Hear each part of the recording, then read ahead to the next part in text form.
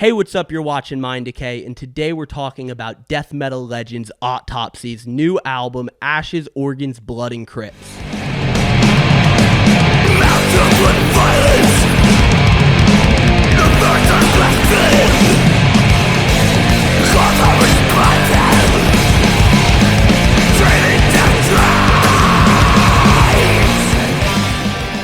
Alright, today we got death metal aficionado on the call from Long Island, New York. You may know him from many bands such as Afterbirth, Buckshot Facelift, Artificial Brain, Exsanguninated, and many more. It's Will Smith from the Heavy Hole Podcast.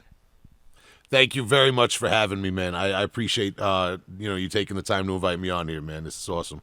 Of course, dude, it's an honor to have you. Now, before we get into the review, please tell me, what is your perspective on Autopsy going into this record? You know, it goes without saying, this is like a legendary legacy band, pioneering band in the genre of death metal, and all that stuff that I think like goes with the band. You know, that most people know or at least associate with them. Me personally, as I've said on my podcast many times and talked about, I got into all this underground death metal and grindcore stuff in the late 90s more.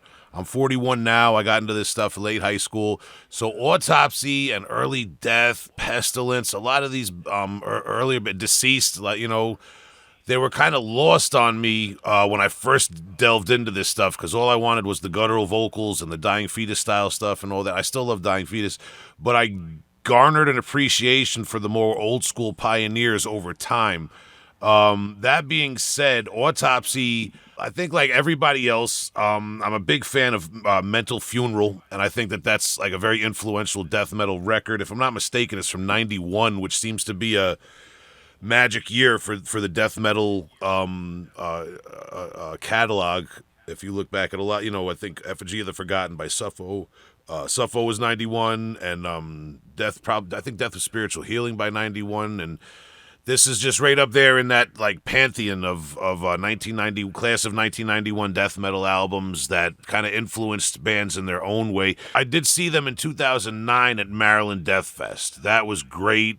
To my recollection, they played outdoors, and I wasn't so far away that I was like far. I wasn't caught up in the pit. I was like just behind the pit, and I got a really good view of them. Real class acts, legendary band, and to see them still around, and not just that, headlining fests.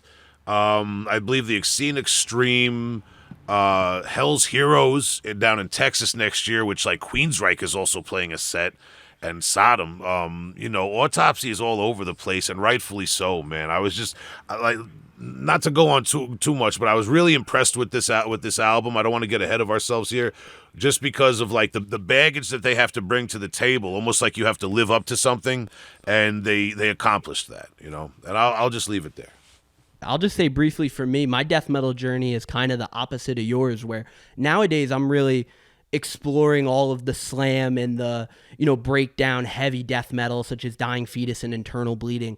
But my gateway to death metal were bands like Autopsy and Obituary. Autopsy was one of the first death metal bands to resonate with me for their grimy and punk-like nature. The songs have great riffs and grooves, but it's all delivered in a sloppy and degenerate style. So along with Scream Bloody Gore and Slowly We Rot, Autopsy was definitely one of the first bands to pull me deeper into death metal. Yeah, that's one of the things I wrote down in my notes here is what comes through on this album is guys that are still very much in touch with the roots of death metal when incorporating elements of hardcore and punk into thrash metal, and maybe was more of a natural thing, or I don't know how you want to put that, but I definitely get that.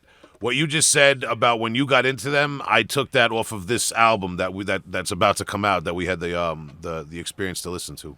We're talking about Autopsy's Ashes, Organs, Blood, and Crypts, which is going to be out on Peaceville Records the 27th of October this year, 2023.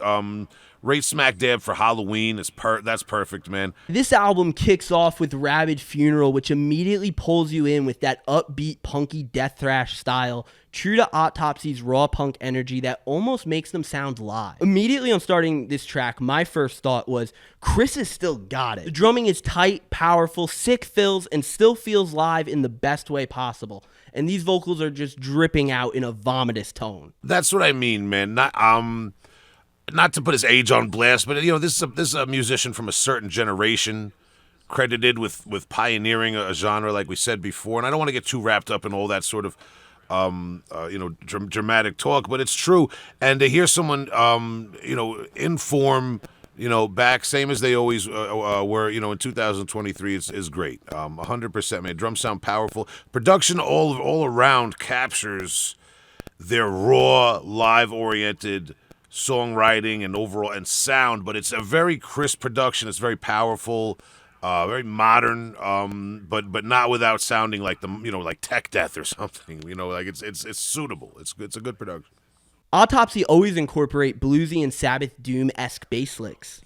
And it doesn't sound forced. It doesn't sound like stoner doom or something. It sounds more like these guys are just old school, and like I said before, from that generation where punk, hardcore, metal, Black Sabbath even, and hard rock, we're all more just in the natural, we're all in the air, so to speak, Autopsy jam sections are just one of their highlight specialties that make them not like any other death metal band in the genre. It's completely unique to their sound. Like you said, not tech death and not progressive death, where their dynamics and calmer elements come from every musician creating lots of noise and unique and strange time signatures. But Autopsy's calmer dynamics are more in silence and quiet and creepiness and tales of the crypt type riff, doom and gloom and creepiness, crawling nature. There's plenty of that. There's plenty of the more punk rock type of stuff, but then they do have a knack for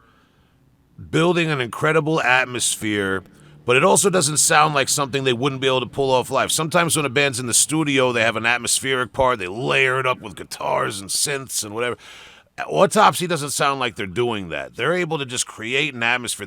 By the way, the bass playing on this is bananas. This is something I would recommend to people to listen to, just to hear like death metal musicians, capable death metal musicians who stay in death metal. You know what I mean? They're not trying to reinvent the wheel. This isn't a progressive album, as good as some progressive bands can be.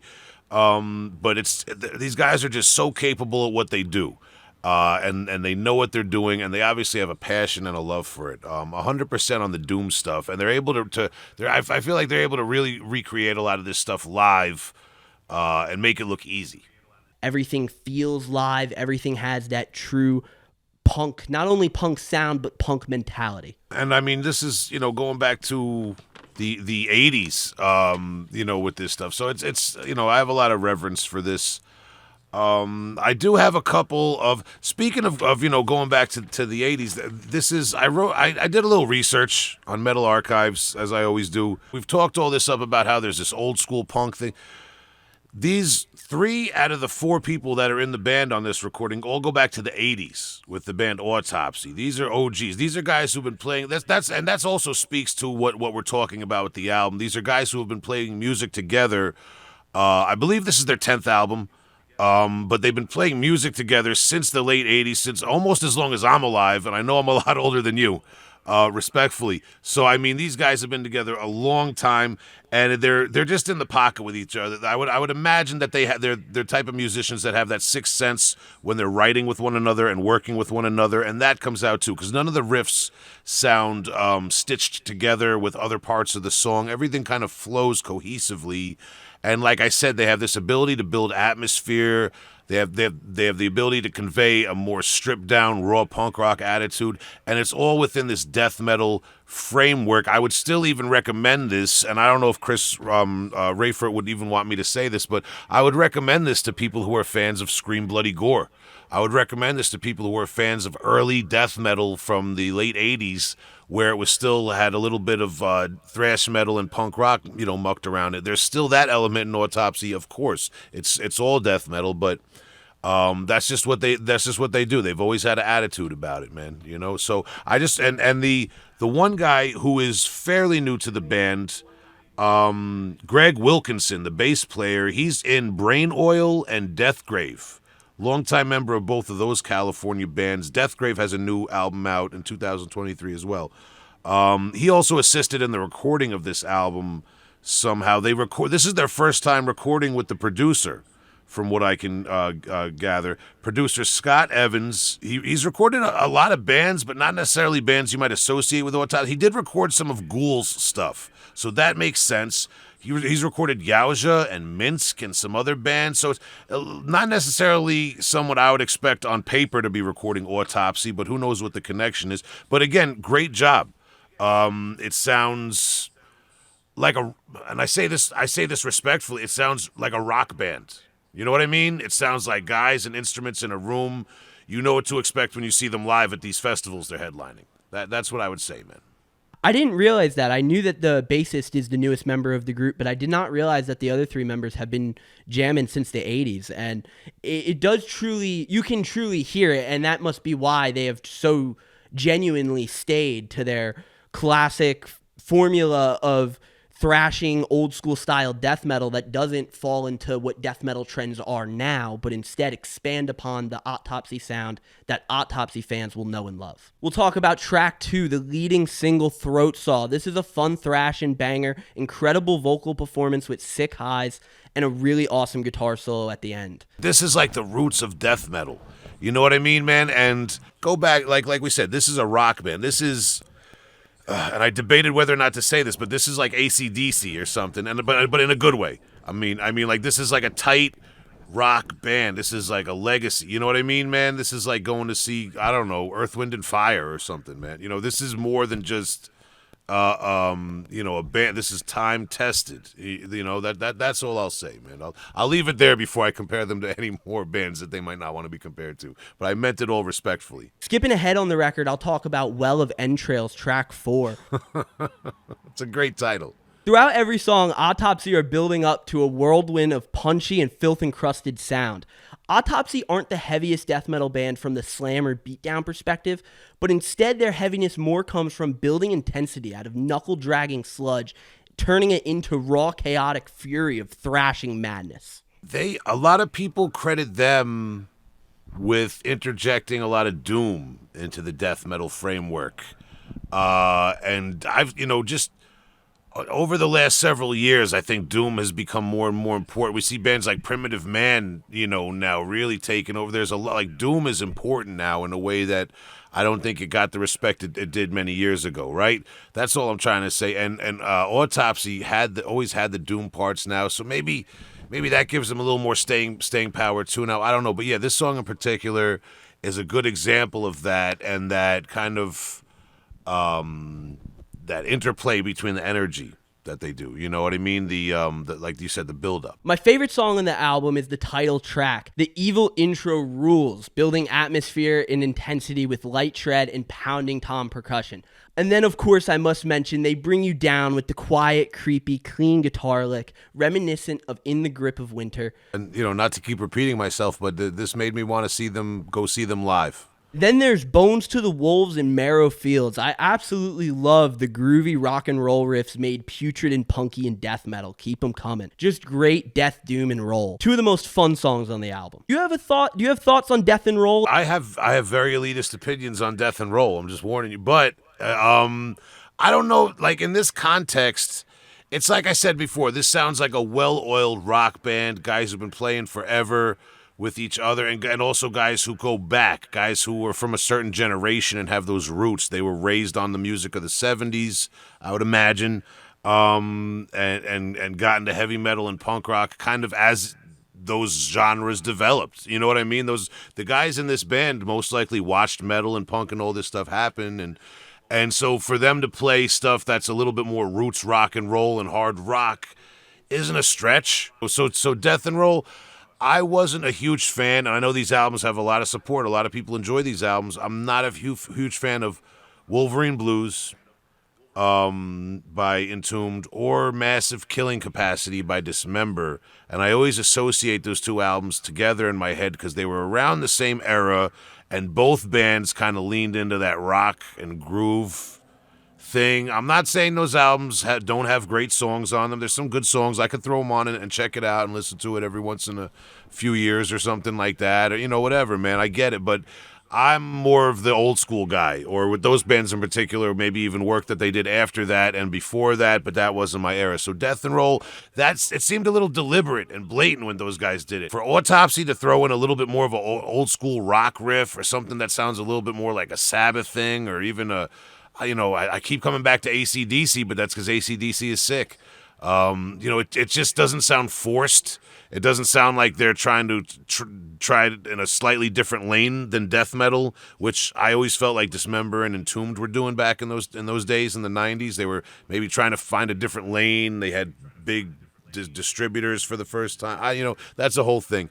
But long story short, it doesn't sound forced. It sounds very natural how Autopsy does it, and for that reason, it's fun. It's fun in the same way listening to like the Misfits is fun. You know what I mean? As fun as punk rock can be without fun being used to describe it as like, silly or something. It has that, it's at the end of the day, there's a rock vibe to this. And even when they pull off their elaborate doom parts and stuff, like I said, it sounds like guys in the room jamming. It doesn't sound like they brought in the whole orchestra and they can't pull it off live. So that I'll leave it with that. I also love this classic rock style of songwriting, just this, like, the more true method of songwriting where the songs build up. You're not going to see Autopsy starting any of these songs with a breakdown, which is totally cool. I love hardcore and beatdown and slam, but the modern trend is to open with a breakdown, and that's not proper songwriting. That is fun for the live show, but it is not proper songwriting. And Autopsy are giving the masterclass in being heavy and being insane and unpredictable and disgusting, but also writing really great rock songs. Autopsy are hard in a way that nobody else is. Amongst all of the cookie cutter slam, Autopsy are heavier than all of those bands with pure rock and roll riffs, and that's very cool. And the drumming is just naturally heavier. They don't need clicks or triggers or whatever, the slam worldwide sound is. I like that sound. It's not a hate on that sound, but this is not that. This is absolutely raw, old school, pure drum playing. Yeah, I wouldn't expect anything less. An Autopsy album wouldn't be complete without something just a little tongue-in-cheek, and the punk rock banger Toxic Death Fuck serves just as that. I mean, just upon looking at this title, I knew this one was going to be something special. I mean, well, the song title alone reminds me a little bit of, I always say Impetigo, but I guess it's Impetigo, however you want to pronounce it. But yeah, I mean, it's... That's the vibe, and they, people might not realize or might know that they did a band called Abscess, or some of the guys involved in this band were in a band called Abscess when Autopsy was like on hiatus in the 90s. That was a lot more punk, a lot more, kind of dirty and perverse for the sake of it in a way. And I kind of like was getting a little flashback of that of this, just real balls to the wall vibe, and like I said, encapsulate no matter how. Funeral, fugue atmosphere, doom part, no matter how 80s death thrash, part they go, there's always that punk rock in there, and and if you weren't sure about it, they made sure about it on this one, Track 10, Lobotomizing God, pulls us right back into the murky swamps of sludge until a dissolving outro densely packed with sporadic twisted guitar shred. Track 11, Death is the Answer, starts with another thrash attack similar to Throat Saw, almost giving me an early Toxic Holocaust feel, like just sped up beyond anything that the 80s thrash bands ever fully did, just making it even more brutal, blackened, death, and extreme. Then this song sharply turns into complete doom jam session with the most soulful guitar solo on the whole record, and what almost feels like the ending prayers before a slaughter and a ritual sacrifice. Yeah, dude, there's some parts on this album that have soul. You know what I mean? It's like there's some real... And, when you say blues... When you say roots rock, like people don't want to, dude, I'm not saying they went John Mellencamp, okay? But these guys got chops, and they know where all this music comes from, and they do it tastefully. That's all I'll say, When I say doom, I mean Geezer Butler. And if you don't like Geezer Butler, you don't like metal. There you go. I can back that. And the final song on this record, Coagulation, crawls its way into your ears.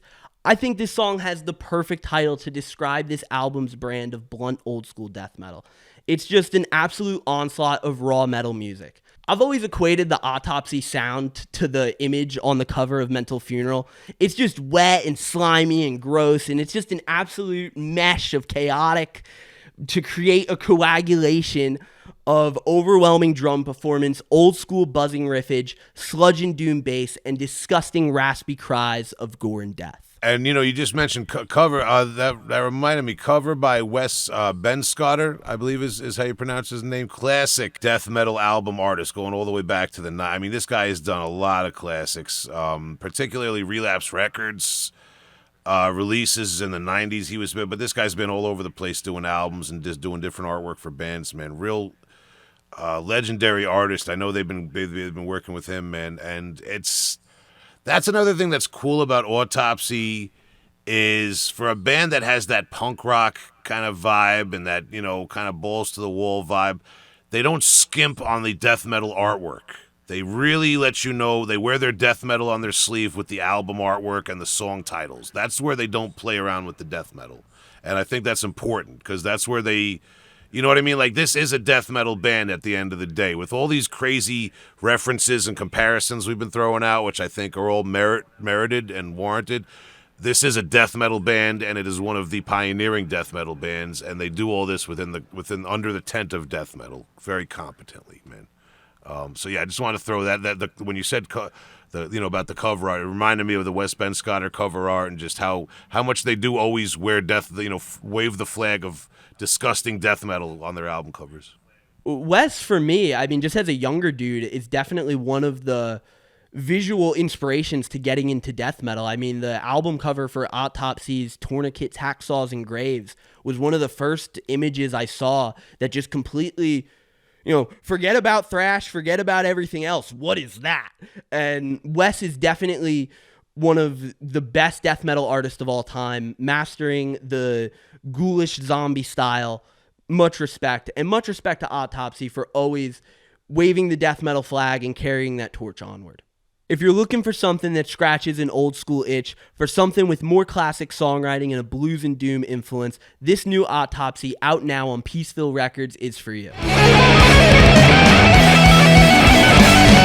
only way out of the cloud zone, spirit born and broken down. Death will cry, let me scream of my skin. The souls are born, then they can't be killed.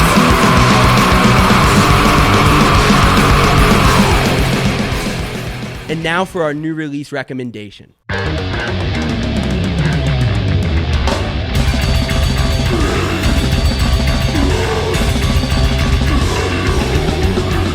First up, just released this past Friday, old school New York brutal death legends Afterbirth released their third modern full-length In But Not Of, featuring Heavy Hole's own Will Smith on vocals. Now listen, we're not just recommending this album because Will is with us today. This is genuinely one of my most anticipated death metal releases of the fall, and it surpasses and exceeds any and all expectations. Side A is compact with harsh progressive brutal death in the vein of Cryptopsy or Deeds of Flesh, with complex rhythms, intricate musicianship, and gurgling vocals reminiscent of Demolic, all together that will rip your mind apart and leave you speechless.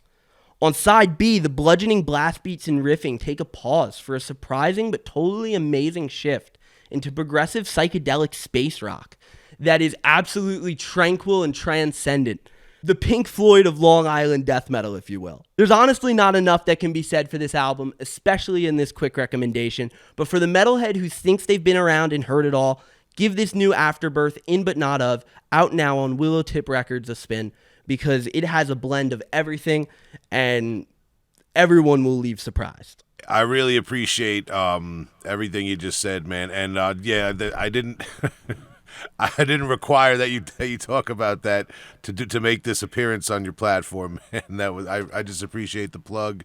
As we're seeing with DJ Envy here in New York, payola is a very serious thing, man. So I really appreciate you just volunteering to plug that Afterbirth out. And Willow Tip Records is a great label to work with, and Colin Marston's a great producer to work with, man. So I have a lot of confidence in everyone I work with, so I knew this album was going to come out great, and just happy to share it with people, man.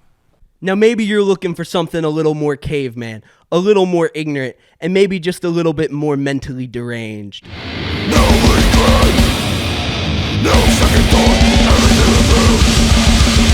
Let's wait for. Well, prepare to dip your ears in sewage with New Jersey bombastic Punk Deathgrind Blemish debut LP Omnipresence, released on sick East Coast distro Frozen Screams imprints. This album features slamming death metal as heard on their 2021 demo, dynamic grindcore with the title track and Grid Zone Zero, and elements of experimental punk, Goregrind, and much more spread across its 15 minutes. The record was produced at the infamous Developing Nations recording studio in Baltimore, Maryland, known for recording iconic modern extreme metal such as Full of Hell, Integrity, and Jarhead Fertilizer. And not to get us too off track, but if we're talking about recommendations for Autopsy fans, I'd be mistaken to not mention Jarhead Fertilizer. If you somehow do not know Jarhead Fertilizer, they are absolutely one of the best extreme metal bands carrying the torch of the drummer singer. And yeah, I wanted to second everything you said about Jarhead Fertilizer. Had the pleasure of seeing them perform in Boston back in June. What was it? The Middle East was the name of the venue, man. Really great performance, great band live. I love a lot of the interesting stuff they're doing. I don't want to get in trouble calling them power violence from the subgenre police, but they just do a funny thing with elements of grindcore and hardcore, and they just don't give a fuck, man. I love it, man. I love the vocal effects.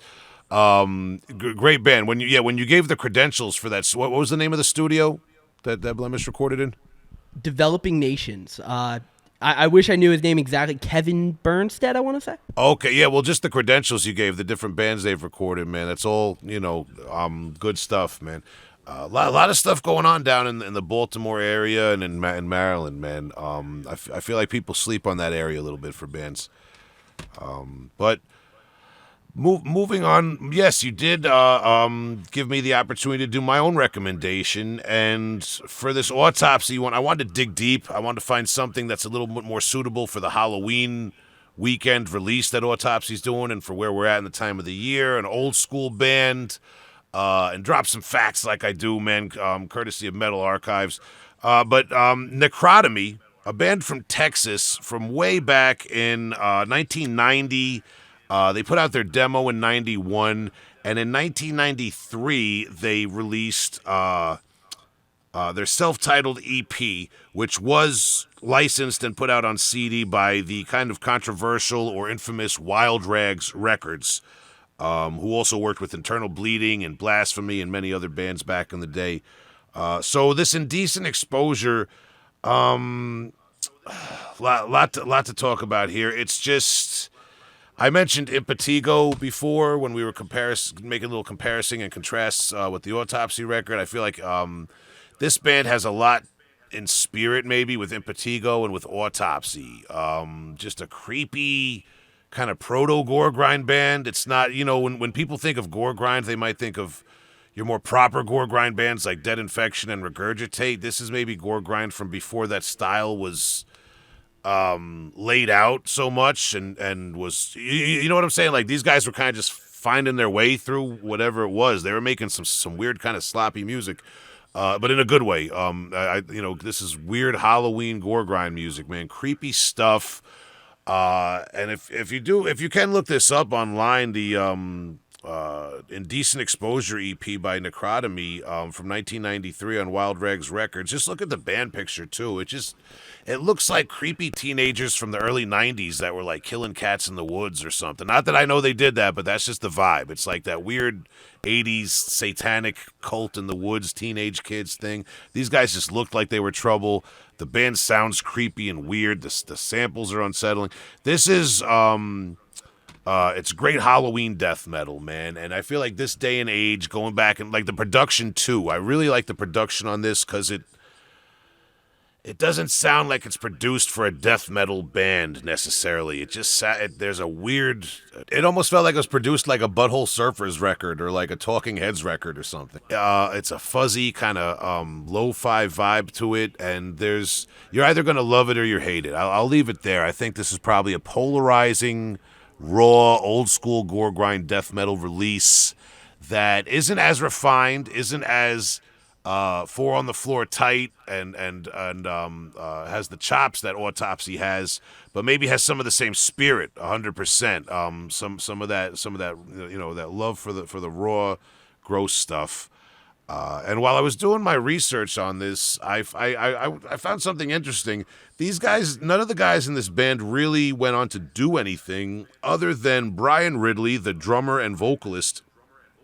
He pops up, surprisingly enough, on the band Paths of Possession's 2003 split with Dark Faith. Paths of Possession, which people might know is kind of infamously George Corpse Grinder Fisher's other band that he doesn't, he's a little tied up with Cannibal Corpse, so they don't do much. But Paths of Possession is like a very melodic and kind of shreddy and maybe a little bit more traditional metal style death metal band from Florida that kind of has like a lot of guys from other bands. It's maybe a little bit of a supergroup, whatever you want to say. But whatever you want to call it, man, this guy actually played on the one split.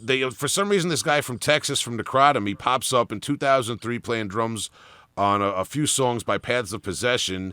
And interestingly enough, Richard Brunel, one of the founding members of Morbid, founding is a tricky word to use with Morbid Angel, but one of the original OG members of Morbid Angel, Richard Brunel, was on this recording, as was Corpse Grinder himself. So just kind of an interesting like epilogue to this Necrotomy and Decent Exposure EP, which is this random, like I said, like creepy teenager Goregrind album. The drummer pops up like 10 years later, doing some songs with death metal royalty. So I'll leave it there, man. Paths of Possession is also my sneaky little other recommendation for people to check out, man.